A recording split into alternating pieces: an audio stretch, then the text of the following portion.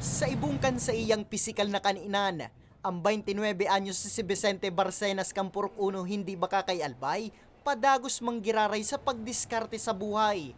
May kadipisilan sa pagtaram maging sa paglakaw si Vicente. Alagad sa ibungkay ni, pinili niyang maging parking boy as in dispatcher ng bus sa Endang Banwaan. Istorya niya, kay puwan niyang maghanap buhay. Nga ni masustinira ng ural daw na pangangaipon nindakan sa iyang lola, na solamenteng kaiba niya sa harong. Amo kong bagawan.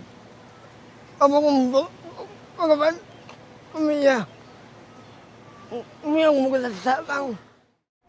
Aminado si Vicente, labi ka dipisil ang sa iyang kamugtakan.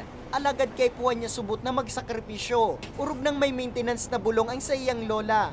150 pesos sundo 300 pesos ang nadidilihensya ni Vicente Roal daw. Napigusto niya sa mga pangangaipon nindang maglola. Kaya ayang makikita mga sila bulong ni Lola. Bulong ni lola Papa, Tatanong ilang ni lola mo? ang lahat. Budat, dinagaling Lola. Dinagaling. Mas naging magian man kay Vicente ang paghirwiro. Kan matawan siya ng wheelchair ni Governor Grex Lagman na pigpapasalamat niya man ngunya na maray. Mga tawon ni Lagman. Nayang siguro maon. Papalitan. Salamat.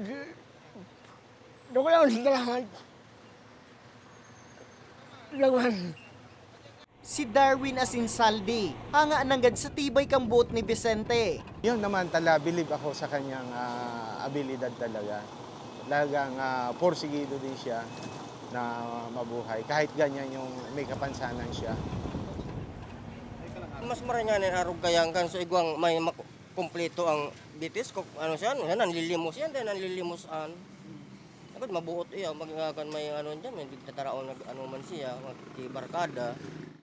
Kung igwa man dang sarong kahagadan si Vicente, iyo ang matawan siya ning maray na pagkakadilensyahan. Pangapudan man ni Vicente sa siri niyang PWD, day magsuko sa buhay asin pirming magtubod sa mahal na Diyos. Sagud kay may buhay, may paglaom. Para sa mga baretang tatak Bicol, Nomer Corporal